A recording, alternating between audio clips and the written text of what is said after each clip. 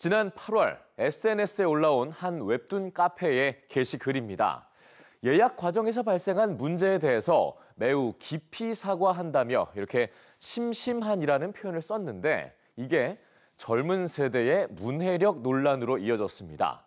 일부 누리꾼들이 이 심심의 뜻을 지루하다라고 오해를 한 건데요. 이뿐만 아니라 최근 몇 년 사이에 사흘을 사일이라고 또 금일을 금요일이라고 잘못 알고 있는 누리꾼들의 모습이 온라인에서 논란이 되기도 했죠. 젊은 세대의 문해력이 과거에 비해서 떨어졌다라는 인식이 커진 요즘, EBS 뉴스는 이런 문해력 논란에서 우리가 진짜 살펴봐야 할 문제는 무엇이고 학교 교육은 이 문제를 해결하기 위해 어떻게 해야 할지 알아보는 연속 보도를 준비했습니다. 자, 그 첫 번째 순서로 일명 심심한 사과 논란과 요즘 학생들 문해력에 대한 학교 현장의 생각을 금창호 기자가 들어봤습니다. 심심한 사과와 사흘, 그리고 금일 논란은 모두 단어의 뜻을 정확히 몰라서 발생했습니다. 문해력 가운데서도 어휘력이 문제가 된 겁니다. 하지만 교사들은 10여 년 전과 비교해도 학생들의 어휘 수준이 크게 뒤처지지 않는다고 설명합니다. 어휘를 모른다? 이런 차원의 문제라기보다는 모르고 있던 것이 좀 더 잘 드러나는 시대가 됐다. 어휘력보다 더 주목해야 할 건 맥락을 이해하는 능력. 특히 학생들이 긴 글을 이해하기 어려워할 뿐 아니라 글을 읽으려는 시도조차 하지 않기도 합니다. 책을 읽고 해당하는 것을 쓰라고 하면은 맥락이 아예 다른 걸 쓴다든지 아니면 아예 포기한다든지 그런 친구들이 늘어나고 있어요. 교사들은 이런 문제의 원인을 미디어 환경 변화에서 찾습니다. 학생들이 유튜브 등 영상 매체와 SNS를 가까이 하고 글은 더 멀리하게 된 겁니다. 실제로 우리나라 학생들의 연간 독서율은 약 10년 만에 5%포인트 넘게 떨어졌고 독서량 역시 크게 줄었습니다. 게다가 코로나19의 유행이 이런 상황을 심화시켰습니다. 비대면 상황 속에서는 텍스트를 가지고 이제 이렇게 수업하기 어려운 부분들이 존재하잖아요. 그러다 보니까 이제 학생들이 텍스트를 더 접할 게 줄어드는 거죠. 텍스트를 읽는 능력이 같이 항상 하락하게 되는. 중하위권 학생들에게서 문해력 저하 문제가 특히 더 두드러집니다.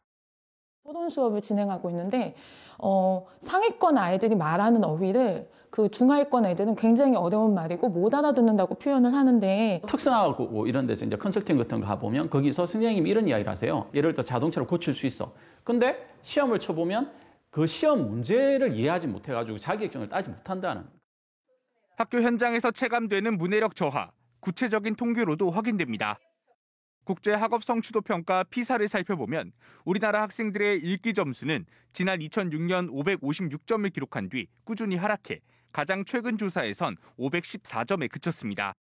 이 기간 높은 성취를 나타내는 5, 6 수준 학생 비율은 변화가 거의 없었지만 2 수준 미만 학생 비율은 3배 가까이 늘었습니다. 상하위권 격차가 커진 건데 전문가들은 여기에 더해 비판적 읽기 능력도 주목해야 한다고 설명합니다. 비판적 읽기의 기초가 되는 사실과 의견 구별하기 문항에서 우리나라 학생 25%가량만 정답을 맞춰 OECD 평균에 한참 미치지 못했습니다. 어떤 편향에 의해서 배제되거나 일부러 말하지 않거나 이런 것들에 대해서 굉장히 면밀하게 따지는 일이거든요. 그런 비판적 읽기는 사실은 디지털 시민이라면 반드시 개발하고 또 고민해야 될 그런 필수적인 시민 역량이라고 볼 수 있죠. EBS 뉴스 금창호입니다. 학생 청소년의 문해력 실태를 알아보고 교육 방향을 모색하는 연속 보도로 오늘 뉴스12 시작합니다. 글을 읽고 이해하는 힘, 문해력이죠. 이 힘이 부족하면 어떤 과목을 공부하든 어려울 수밖에 없는데요. 이런 문해력을 키울 적기, 전문가들은 입을 모아 초등학교 2학년까지라고 설명합니다. 3학년, 4학년 때부터는 교과 내용들이 굉장히 어려워져요. 글자를 읽고 쓰지 못하고 단어와 문장을 유창하게 읽지 못하면 거기에 잡혀 있느라고 내용을 공부할 에너지가 사라져버려요. 에너지 자체가 사라져버린다. 공감하실 겁니다. 특히 어제 보도에서 전해드렸듯 최근 비율이 높아진 문해력 하위권 학생들을 지도하는 게 정말 중요한데요. 문해력 교육을 강화해서 기초학력 문제까지 해결한 학교가 있습니다. 그 비결이 뭐였는지 금창호 기자가 알아봤습니다. 안녕하세요.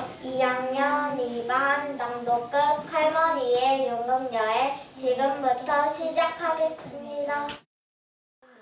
학생들이 차례로 일어나 책 문장을 한 줄 한 줄 읽습니다. 내용에 어울리는 시를 낭송하고 넘어져도 넘어져도 하얗게 웃기만 하는 파도. 친구들과 함께 줄거리에 들어맞는 노래도 불러봅니다. 서울 도봉초등학교가 학생들의 문해력을 키워주기 위해 시작한 온작품 읽기 수업입니다. 책 한 권을 학생 혼자 입으로만 읽지 않고 친구들과 함께 나눠 읽어 효과가 더 큽니다. 잘 못 읽는 애도 있었거든요. 그런데 자기가 읽을 수 있는 분량이 적으니까 아주 재밌게 읽을 수도 있고 소리내서 읽다 보면은 깊이 있게 이 내용을 이해하게 돼요. 도봉초는 지난 2020년 문해력 수업을 강화하는 방향으로 학교 교육과정을 조정했습니다. 교사들이 온작품 읽기를 포함한 한글 문해력 향상 프로그램을 개발하고 1학년부터 6학년까지 모든 학년에 적용한 겁니다. 특히 1학년 한글 어휘 교육과 읽기 교육, 쓰기 교육에 힘을 쏟았습니다. 교사들이 날마다 수업 시작 전 책을 읽어주는 건 물론이고 학생들이 매일 그림 일기를 쓸 수 있도록 지도하고 있습니다. 코로나 직후의 상황이라서 그런지 그 한글을 깨우친 아이들이 좀 적었어요. 아이들이 내가 말하는 그 말들이 그대로 글이 된다는 것을 알고 글 쓰는데 큰 어려움을 못 느낀다는 게 효과는 바로 나타났습니다. 지난 2019년 90명이 넘던 기초학력 미달 학생 수는 지난해 60명대로 떨어졌습니다. 수학 문제를 읽고도 그 문제를 해석하지 못한다거나 과학을 가지고도 이렇게 현상을 전혀 해석하지 못한다거나 이런 것도 문해력이 없는 거기 때문에 도봉초는 이제 학부모도 자연스럽게 자녀 문해력 교육을 할 수 있도록 읽기 점검표 등 각종 자료를 가정에 안내하고 있습니다.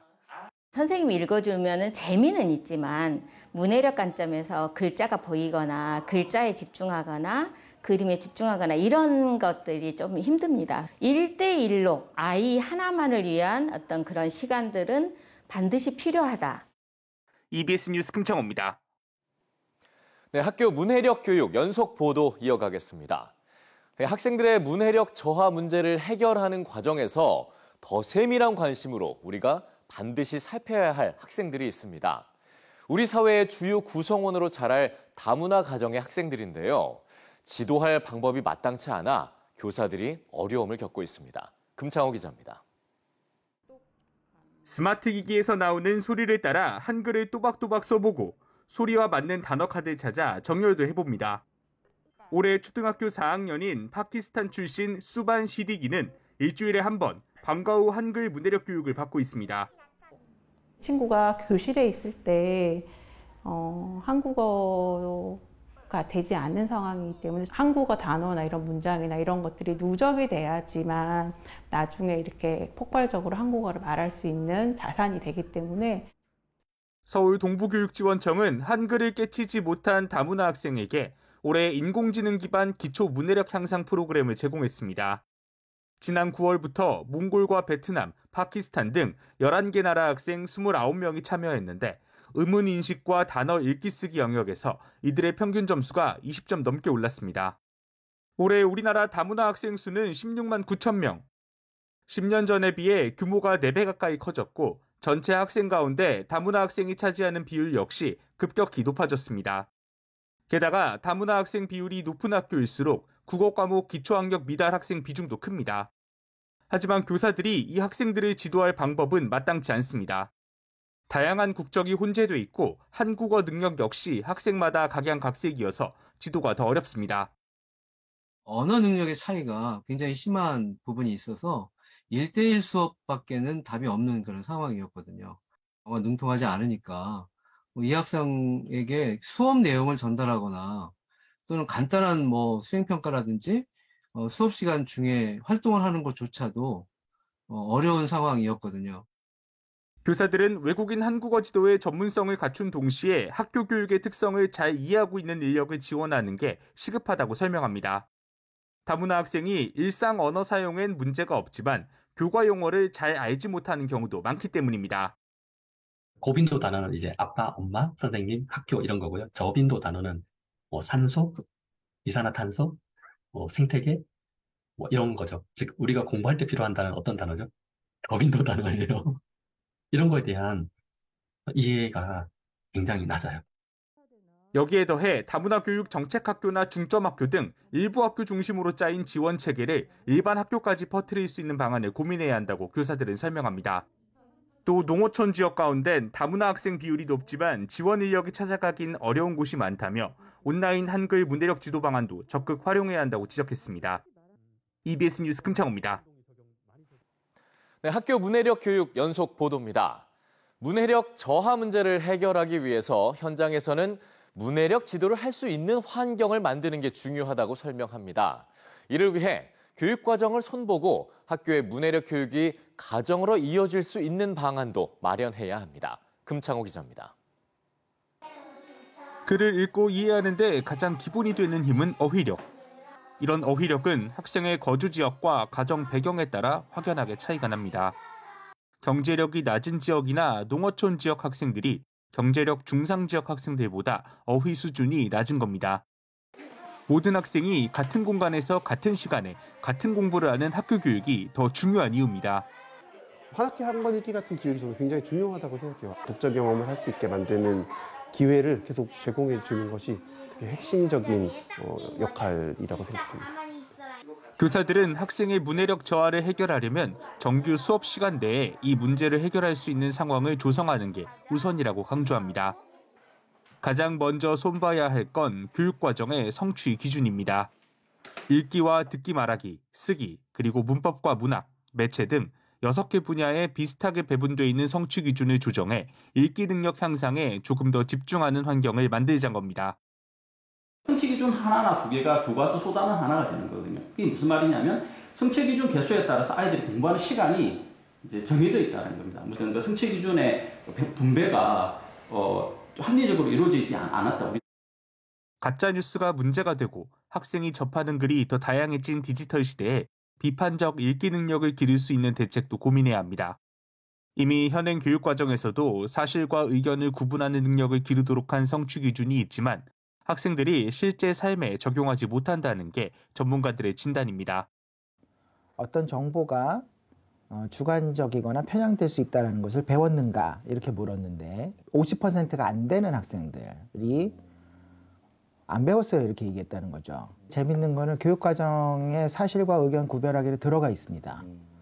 그다음에 비판적 읽기에 관련된 성취 수준도 많이 들어가 있고. 가정 환경이 학생 문해력 수준에 영향을 많이 주는 만큼 학교 교육을 넘어 가정에서도 문해력 지도가 이루어지도록 연계 방안을 마련해야 합니다. 애들이 즐겁게 이제 참여할 수 있도록 뭐 읽기 점검표라든지 스티커도 다 따로 만들고 그러면서 이들은 또 현재 학생들의 문해력 수준을 알아보고 통계적으로 파악할 자료가 부족하다며 교육부가 서둘러 체계적인 데이터를 구축해야 한다고 강조했습니다. EBS 뉴스 금창호입니다.